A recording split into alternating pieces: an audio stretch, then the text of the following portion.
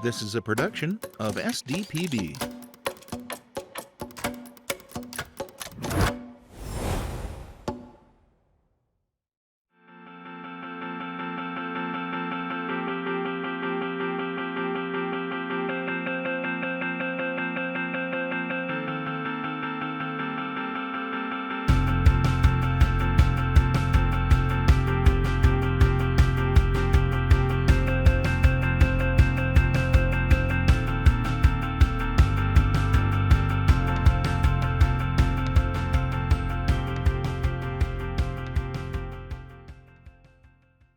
During this year's legislative session, South Dakota lawmakers were divided on the best approach to a booming industry.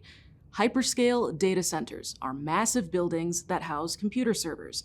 These servers can support everything from generative AI to cloud-based file storage, and they're popping up almost everywhere. Some South Dakota policymakers hope to invite an industry they say could revitalize rural communities and entice young people to stay closer to home. Others were wary of higher utility bills, straining infrastructure, and loss of community identity.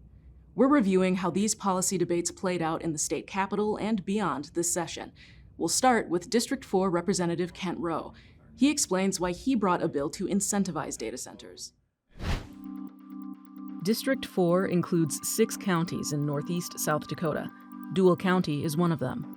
Rural South Dakota has been in decline since World War II at least. The 1930s census of Dual County put the population of the county at around 8,500. Today it's about half that. Dual County, the reason I use that is because I'm very familiar with those numbers, but that's also a statewide thing. On top of declining rural populations, Rowe says young people are leaving the state to pursue better career opportunities. There's good opportunities in ag, there's good opportunities in tourism. Those are our two base economies in this state. What potential data centers bring to the equation is a new anchoring industry. About a year ago, a representative from Applied Digital, a hyperscale data center developer, presented to the Dual County commissioners. That's when Representative Rowe started learning more about the economic potential the proposed project could bring to the area. Baseline numbers on the sticks and bricks in Dual County, they're proposing to spend roughly, I want to say $300 to $400 million on bricks and sticks. Then that goes into the property tax base. Work it through the formulas and everything, that ends up generating about $5.2 million or more per year in property tax under the current formulas. That's nearly double Dual County's current property tax base. The data center would also pay sales tax on electricity, not to mention an estimated 200 new, high-paying jobs. But there's a key reason South Dakota is not home to any hyperscale data centers just yet. The state does not offer sales tax exemptions for servers and other material that make up hyperscale data centers. These materials are expensive and must be replaced on a regular basis to keep up with technological advances. That means states with a sales tax exemption are much more financially viable for companies like Applied Digital. So, Rowe sponsored House Bill 1005, offering a 50-year sales tax exemption on those items for any data center that breaks ground in the next 10 years. There are already dozens of sales tax exemptions in South Dakota law, many targeted towards the ag industry. Rowe sees this as a responsible step. My bill was to bring us in alignment with our surrounding states. It wasn't saying build here or build there. It was just leveling the playing field and bringing South Dakota into alignment with all of our neighbors and about 40 states nationwide. Rowe's bill went before the House State Affairs Committee in early February. After a nearly 2-hour hearing, the committee killed the bill on a 9-3 vote. Representative John Hanson, who's also Speaker of the House, was among the members who opposed the bill. I just fundamentally don't think we need to give away tax breaks to big techs. They are some of the world's largest companies in the world, and I think we should prioritize the people of our state over the world's largest tech companies. That conflict over offering tax incentives for big corporations colored most of the debate over data center policy this session. As deadlines approached to move bills to their next chamber, the Senate State Affairs Committee hosted an unofficial data center day. The committee considered 7 bills related to data centers and set the tone for the industry's future in the state. The Marathon Committee hearing began with multiple bills from Senator Taffy Howard of Rapid City. The bills addressed concerns over noise, water usage, and impacts on local electricity, concerns many people associate with data centers. But none of Senator Howard's bills survived that committee, to the chagrin of citizens who traveled to lend their support. But the committee did approve another bill looking to put guardrails on the industry. Senate Bill 135, dubbed the Data Center Bill of Rights for Citizens by its authors, Speaker of the House John Hanson and Senate Pro Tem Chris Carr. It requires data centers to cover their own costs rather than passing them on to other electric customers, and protects local zoning decisions. The bill also banned the state from offering sales tax breaks to data centers. Proponents said there are plenty of existing incentives, like the Reinvestment Payment Program through the Governor's Office of Economic Development. But Nick Phillips with Applied Digital, the same data center company considering a dual county location, tells the committee that sales tax rebate program isn't enough. The current tool, which is available to GOED, the RPP, is inadequate to convince us to come here because there's not certainty that's needed over a long period of time. When we look to build one of these facilities, it's a many billions of dollars of investment in that facility. In order to depreciate that building over a long enough period of time, we look to 30, 50, 100 years for those costs to be recouped. And GOED's current tool allows us for 3 years of exemptions, which is inadequate. Even though it's cheaper to do business here, we don't have corporate income tax, we don't have state income tax and stuff, it's still, the delta is more to build in South Dakota. It's actually more expensive here than in other states. Phillips says South Dakota's sales tax on electricity alone wipes out any other potential savings. Lawmakers consider existing sales tax breaks for other industries throughout the discussion. We have about $1.5 billion worth of property or sales exemptions on the line. Why not data centers? I know that you say they have multiple resources and things like that, but traditionally South Dakota has not been a tax-rich state. So why do these bump up into something else that wouldn't qualify? I understand that these things exist, and that's what we recognize that with this bill to say there are certain economic incentives that already exist. But I'm not sure that we need to go any further and give away any more of our taxpayer dollars to be attractive to these companies. I know that we have Committee Chair and Senate Majority Leader Jim Melhoff spoke against the bill, mainly for its ban on sales tax exemptions to incentivize data centers. With respects to data centers, I like to quote talented people. I'm going to quote Billy Preston: "Nothing from nothing is nothing."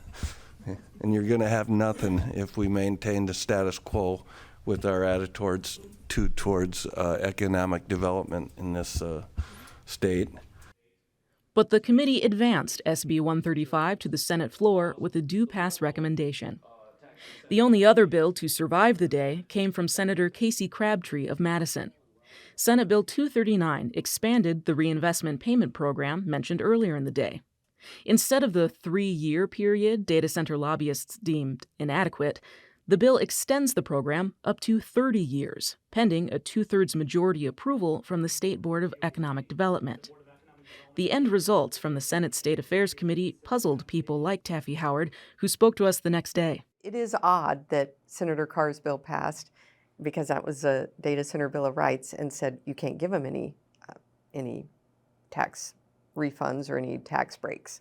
But then 239 makes it through, and it essentially says the opposite. So not sure how that's going to play out. It played out through an amendment on the Senate floor a few days later.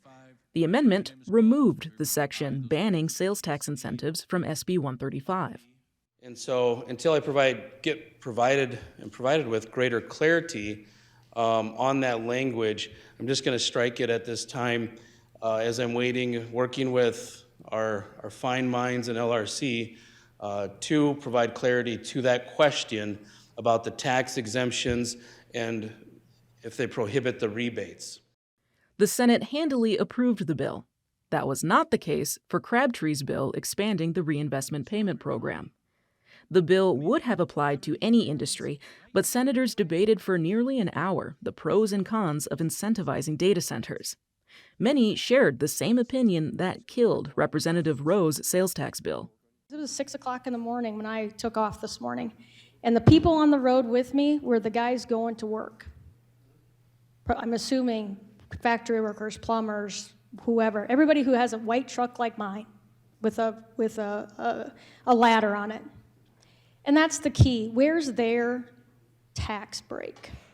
In his closing remarks, Senator Crabtree argued those were the very people who stand to benefit from these deals. Reminder, this is negotiated out on each individual project for all industries with 2/3 of a board that selects those in an open meeting. This is far from being some backroom deal. This is about building opportunities for our future here. This is about putting more money back in people's pockets.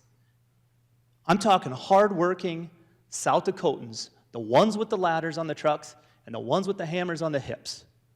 And I'm telling you, if we don't get with it, we're going to be left behind. We're going to be driving to go see our kids and our grandkids in some big city that did say yes.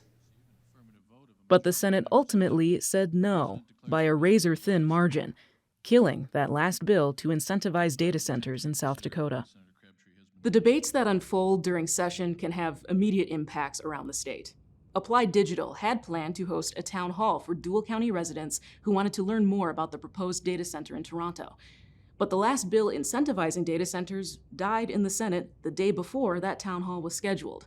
And a few hours later, we learned the town hall was canceled. That was a surprise for some of the Dual County residents we talked to, but it didn't stop them from telling us what they thought of the proposed project. Michelle and Eric Oftedal run a farm outside of Toronto, not far from the proposed Applied Digital data center site. The project got their attention in late 2025. We've had so many projects come in from, wind farms to generators to power lines, and it just felt like we were being completely over-industrialized. And we finally just thought we need to get all of us together and, do something about this, get our voices heard. They started a group called Rural, or Residents United for Rural and Agricultural Land. They started paying closer attention to county commission meetings. We were really shocked to learn, our county didn't have ordinances for a lot of things. It was very open-ended, nothing really set up to protect us. And when we asked for it, they kind of just kept pushing us off, oh, you'll have time to figure out that later, or we don't want to do it yet. State law does not require counties to establish zoning ordinances to regulate development. The Oftedals point to how data center developments have exploded in other areas of the country. They want to prevent industrial encroachment on their farmland. Some legislators this session have encouraged people to pursue local regulations rather than broad state policies. But the Oftedals say they didn't get very far at the county level. Originally, the county commissioners kind of held off. They said, they're not going to come if they don't get the tax breaks. So let's just hold off and see how the legislation plays out. And that didn't feel right. I don't know. In my gut, I still think they have plans to come, whether they get the tax breaks or not, because if they don't get them this year, I'm sure they're going to try next year. But that would be welcome news for some. Deb Adkins is the executive director of the Clear Lake Area Development Corporation. She'd worked with Applied Digital to host the town hall later that night. But with the death of SB 239 the day before, she spoke to us as if the project was dead on arrival. There are a lot of disappointed people in the community and in the county, countywide. I talked to a lot of people throughout the whole county. Mainly, a lot of business owners are disappointed. They were looking at this project as bringing good growth to their business. But where some saw opportunity, others felt anxiety for the strain that growth could put on existing resources. Dual County Sheriff Corey Borg and EMT Sheila Manier were especially concerned for the construction phase of the project. Especially when, they're telling us 1,200 to 1,800 people working. Now they might be carpooling to work, but you're still adding a lot more traffic to an area that's not used to it. have more people, you have more calls. And that's something that I don't think the developers, county commissioners, other boards look at of what are we going to do to our volunteer first responders, fire departments, EMS, if we have this many people come in. And we rely on the good graces of the employers of the county, because when you are on call and you're at work, they let them leave work to come down here and get in the ambulance and go to the call. Same thing with our volunteer firefighters. They leave their jobs, they come out of the fields, they do whatever it takes to get on the ambulance, get on the fire truck, and respond to the call. So if we add more calls onto it, that's more time away from work, less productivity at work.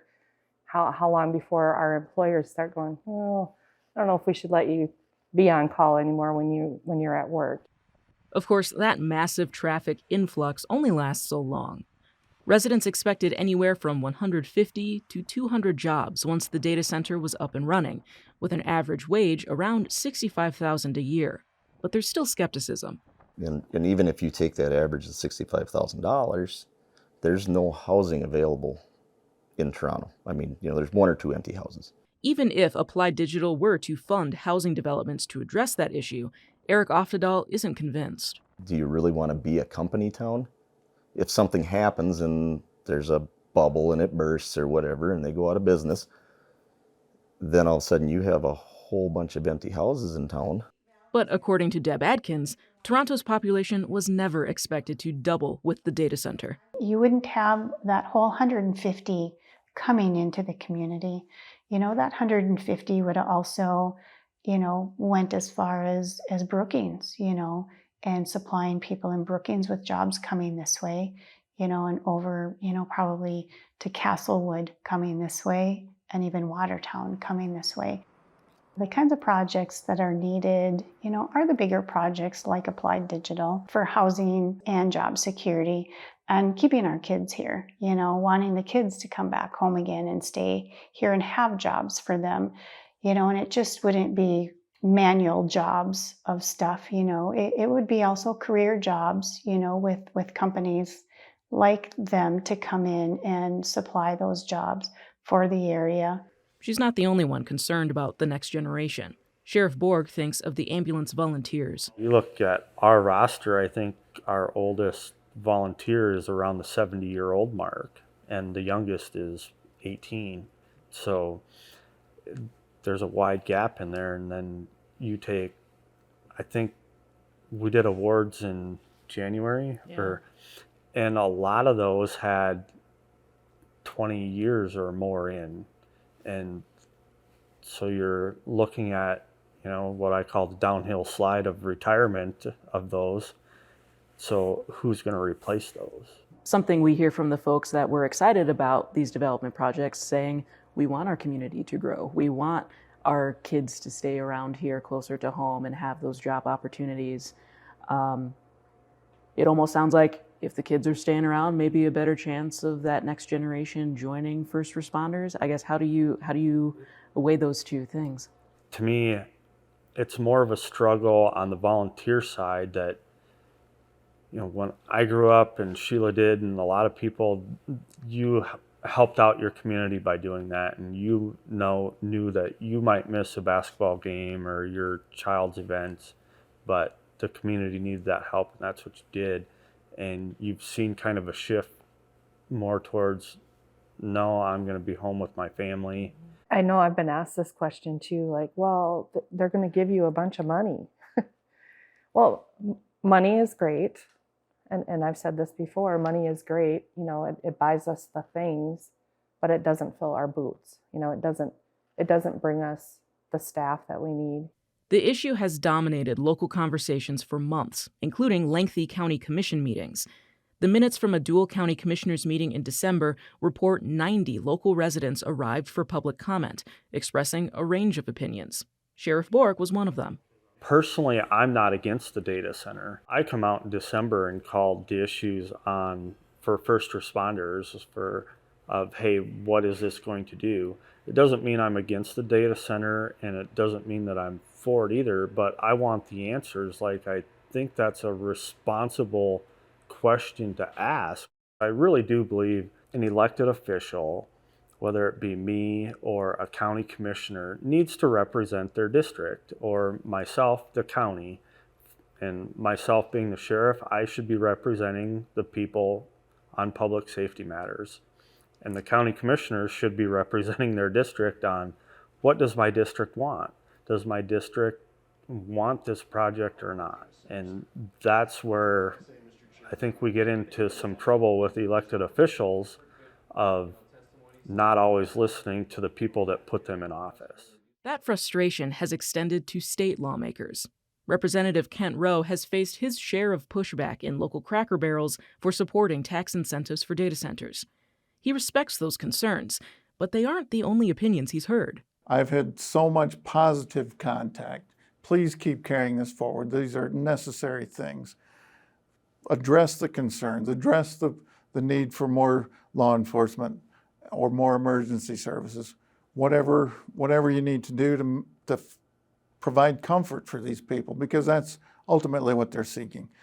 Behind the scenes, I've had people from Watertown, Millbank, Brookings, Clear Lake, Toronto, Astoria, Esteline, Hayti. We can't all be farmers. We can't all work in Watertown or Brookings or Sioux Falls or Rapid City. Some think a hyperscale data center development could inject new life into a stagnating rural population. But it seems a devotion to a rural way of life, despite its challenges, fuels much of the resistance to the project in Dual County. We do have kids that leave, but we have a lot of kids that want to stay and farm, our daughter being one of them. And that kind of is going to parlay into the next part of this question is she wants to stay and farm, and she doesn't want to stay if this is going to turn into, you look out our window and it's an industrial park. We would love to have more ag businesses. We'd love to have more Main Street businesses. A giant corporation coming in with a tech company almost creates more problems than it solves. So it's not really saving our area. We're really, really discouraging our young farmers when we let these projects in sometimes because they can barely afford land the way it is. You know, we really want young farmers. We want family farms. We've lost enough in our state. We lost close to 4,000 in the last 10 years based on the census. And our state's supposed to be agricultural, and our county states that it's agricultural. So why aren't we setting our standards a little higher? After our visit to Dual County, we scheduled an interview with the CEO of Applied Digital, Wes Cummins. He says the hyperscale data center project in Toronto is unlikely to move forward after the tax incentives failed in this year's legislative session. Here's a portion of our interview where he shares what's at stake for the industry nationwide. We're seeing more and more kind of a distrust of the data center industry. What do you suppose is driving that and your strategy in responding to some of the pushback that we've seen in places like Toronto and this issue? Sure. It's, in my opinion, it's the same thing that drives distrust in a lot of things in our country, right? It's around the fact that most people get their information from 20 or 30-second clips off of Facebook or TikTok or whatever it might be. And I think there's, it's just not an understanding of the critical infrastructure role data centers play in your daily life. And every single person in the state, most likely in the state of South Dakota, in the country, almost in the world, the critical role that data center infrastructure plays in your daily life. And then the other aspect that I think people are missing here is we are in, this is just my opinion, but we are in the greatest arms race we've ever been in the history of our country. And AI is revolutionary, and it is going to be used in, Department of War, Department of Defense. It is imperative that we win. This is driven by infrastructure. If you can go look at a chart of electricity generation capacity and what has happened over the last 30 years and compare the United States to China and see how much more electricity generation capacity, because this is a two-country race. And it is us and it is China, and they're not going to slow down, and they're not going to put a lot of bottlenecks on building this type of infrastructure throughout their country. And it's really what drives the lead in this race. American, technology is still exceptional, right? We are still the leaders in the world, and we need to continue to be the leaders in the world. And when there's no brakes put on what China does, it becomes much more difficult here in the US to build this large scale infrastructure that we need to drive us forward to maintaining our leadership, both from a technology perspective, a Department of War perspective, and economically around the world. And so I just think that the misinformation around data centers make your electricity rates go up. Like there's just like, that's it. Electricity rates are going up. That's it's an artifact of hyperinflation in the first half of this decade. Utility rates move slower. So grocery store inflation happens immediately. Utility rates happen over years. If there are no data centers built in the United States, zero, your electricity rate is going to go up. Building data centers allows you to build additional generation. It allows you to use infrastructure more effectively. It allows you to make your grid more resilient, and it actually can stabilize energy prices. And so this demonizing of X equals Y of data centers making rates go up is really a big amount of misinformation, but it's gained a huge amount of traction. It's actually the force that can stabilize electricity rates for South Dakota, for North Dakota, and we're working really diligently to make sure that we play our part. You can watch our full interview with Applied Digital CEO Wes Cummins on our YouTube channel. With every legislative seat and the governor's desk up for grabs in November's election, it's not clear if hyperscale data center developers will wait for a new set of lawmakers to make their case next session. In the meantime, Governor Larry Roden signed the Data Center Bill of Rights for Citizens into law. You can find all our reporting on this year's legislative session online at sdpb.org/news. Until next time, I'm Jackie Hendry. Thank you for watching.